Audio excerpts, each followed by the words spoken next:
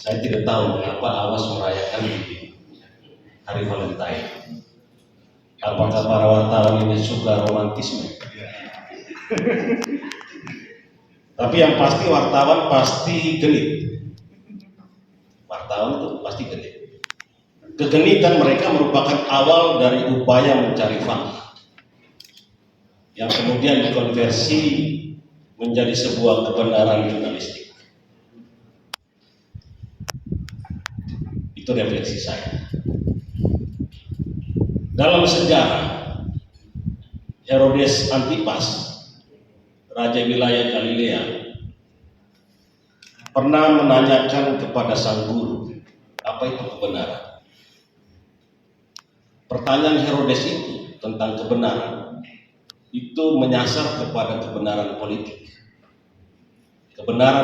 kekuasaan. Karena Herodes tidak mau ada orang yang bisa menggantikan dia. Kemudian jawaban sang guru itu sesungguhnya tentang kebenaran ilahi. Pertanyaannya, kebenaran apa yang dicari oleh para wartawan? Apakah kebenaran itu sesuai dengan fakta? Ini seperti sebuah refleksi. Atau sekarang orang suka retret ya. Sekarang para pejabat negara juga retret. Ini bagian dari retret. Saya ingin memberikan satu gambaran sebelum nanti kita berbincang-bincang lebih lanjut tentang peran strategis pers dalam demokrasi dan kemandirian bangsa. Ini sebuah evaluasi dan tantangan pers di Kabupaten Sika. Saya coba cari data di BPS terkait dengan wartawan Sika. Saya sulit menemukan. Ya. Kemudian saya lari ke Dewan Pers. Nanti Dewan Pers akan memberikan saya data. Nah, ini konsep pers. Nah, di Kabupaten Sika kita berharap bahwa pers berperan menjaga keseimbangan antara pemerintah dan masyarakat. Itu saja dulu, keseimbangan. Ya. Jangan sampai berat sebelah. Karena pemerintah memiliki satu kewajiban hakiki untuk membangun masyarakat. Karena itu pers disebut sebagai pilar keempat. Eksekutif, ya, legislatif, yudikatif, dan pers.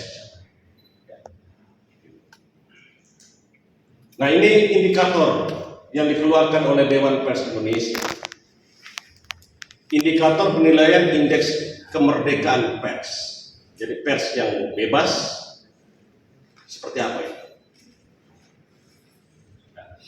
Yang pertama dari aspek lingkungan fisik dan politik. Ya, tadi saya melansir pertanyaan Herodes. Nah, Herodes itu dia selalu peduli terhadap kebenaran politik kekuasaan. Nah, pers sesungguhnya juga mencari kebenaran itu.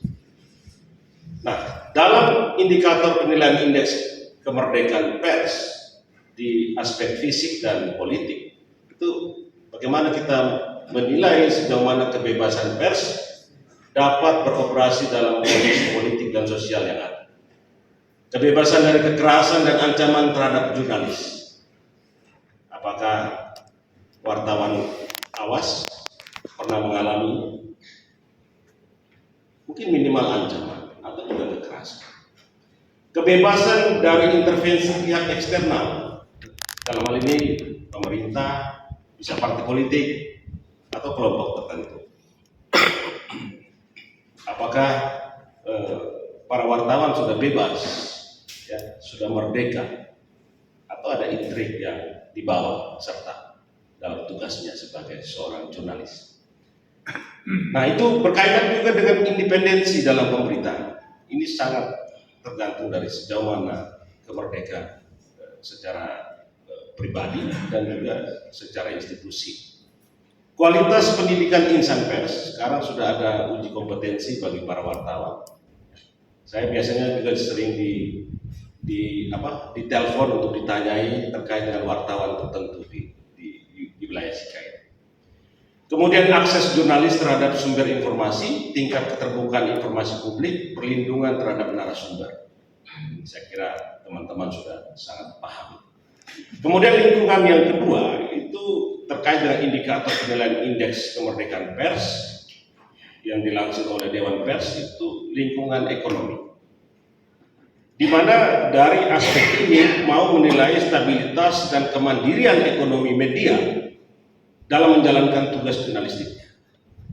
Media sebagai institusi dan media sebagai agen atau personil yang ada dalam diri wartawan, redaktur, dan lain-lain. Kemudian yang dinilai itu kebebasan pendirian dan operasionalisasi perusahaan pers, kemandirian finansial media dari pengaruh pihak tertentu, ini sangat penting, transparansi dan etika dalam penerimaan iklan dan pendanaan. Ya, dulu tuh ada pagar api, ya, supaya kita tidak bias, ya. Jadi ya iklan gitu. Kemudian tata kelola perusahaan yang baik, good corporate governance, ini penting ya.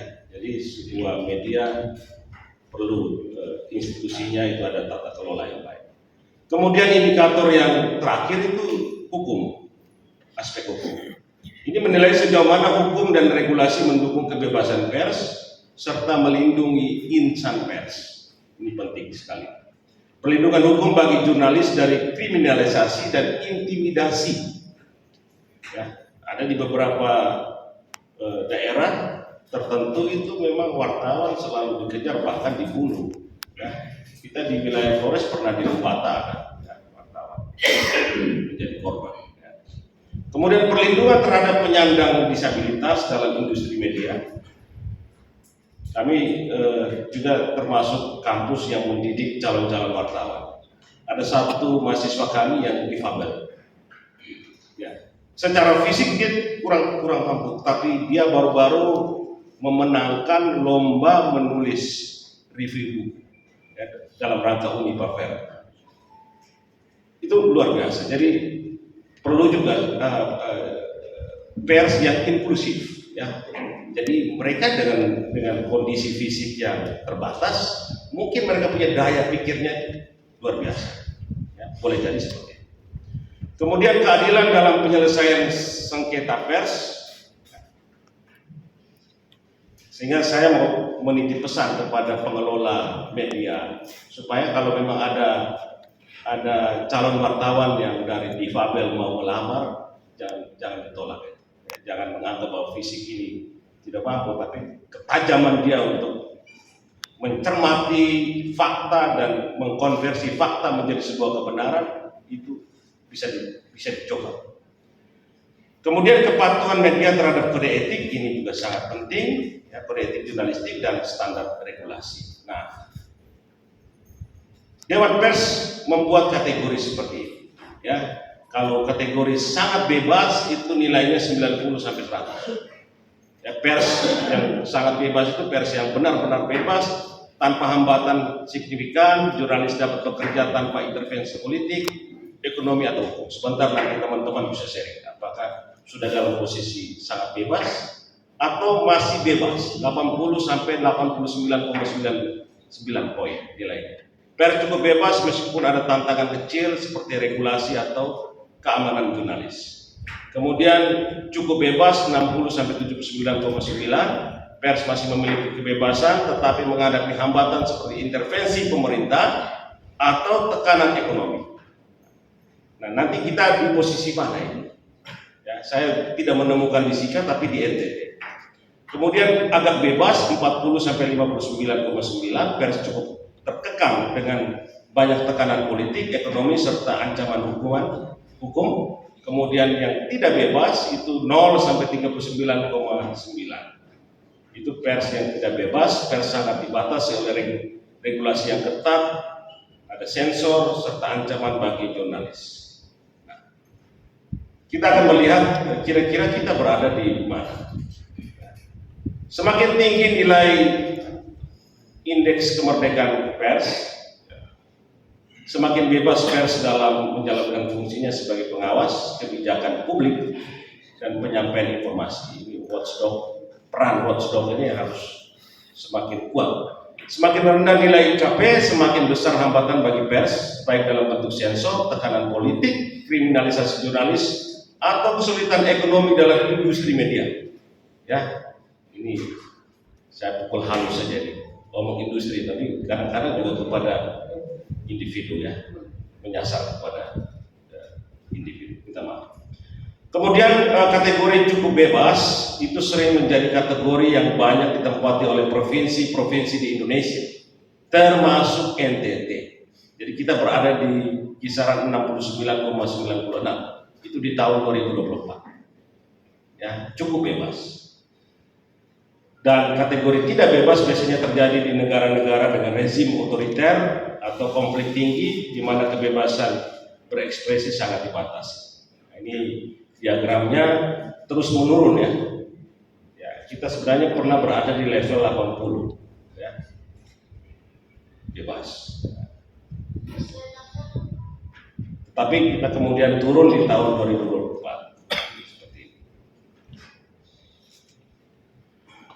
Kemudian ya skor IKP, Indeks Kemerdekaan Pers, Provinsi NTT 2024 69,96, peringkat 26 dari 38 provinsi dengan kategori cukup bebas. Penurunan dari tahun 2023 itu 4,8 poin. Ya. Sebelumnya di peringkat 19, jadi kita turun ini. Jangan sampai awas untuk bagian dari. Ya ini kesempatan kita refleksi. Kemudian indikator-indikator tertinggi itu pendidikan insan pers, kemudian terendah itu kebebasan dari kekerasan. Nah, berarti ya pers di NTT mengalami itu.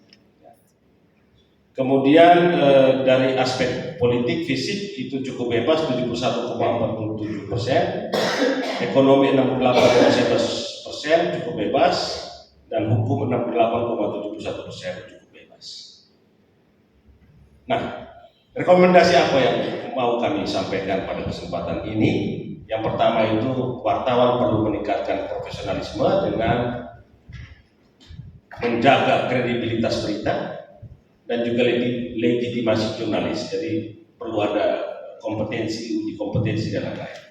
Kemudian kebebasan media dan standarisasi, pemerintah harus tegas terhadap media yang tidak berstandar. Saya lihat Pak Kadis Kominfo sudah memposting ada media-media yang yang memiliki akun-akun palsu dan lain-lain. Verifikasi media perlu dipermudah. Kemudian perlindungan jurnalis dan regulasi, kebijakan perlindungan, tim khusus pemantauan kasus kekerasan, dan juga pelatihan jurnalis. Peningkatan tata kelola media, transparansi pengelolaan iklan, diversifikasi pendanaan, penegakan hukum terhadap praktek amplop. Nah, saya sedikit membuat pertanyaan-pertanyaan reflektif untuk kita pada kesempatan ini untuk memicu perbincangan kita selanjutnya. Yang pertama terkait dengan kualitas jurnalisme, apakah wartawan di Kabupaten Sika sudah cukup memiliki kapasitas dalam menyajikan berita yang akurat dan berimbang? Kemudian dalam kaitan dengan independensi pers, sejauh mana insan pers di Sika dapat bekerja tanpa tekanan dari pihak tertentu? Pertanyaan-pertanyaan sederhana. Kemudian dari aspek etika dan profesionalisme, apakah kode etik jurnalistik sudah dijalankan dengan baik oleh insan pers di daerah ini? Kemudian dari aspek dampak sosialnya, bagaimana dampak pemberitaan para pers terhadap masyarakat dan kebijakan pemerintah daerah? Ya, ini pertanyaan-pertanyaan reflektif. Kemudian saya sedikit memasukkan pemikiran ini terkait dengan peran lembaga pendidikan tinggi dalam mempersiapkan wartawan berkualitas. Kebetulan di kampus Unipa itu ada program studi ilmu komunikasi. Tetapi sekarang wartawan itu sudah multidisiplin, ya. Tidak mesti harus orang yang dari ilmu komunikasi saja yang bisa jadi wartawan. Ya. Tetapi dia perlu juga harus memiliki skill-skill sebagai jurnalis yang baik. Karena itu di program studi ilmu komunikasi Unipa kami mengajarkan teori dan praktik sekaligus, praktik jurnalistik, komunikasi massa, ada produksi media dan public speaking.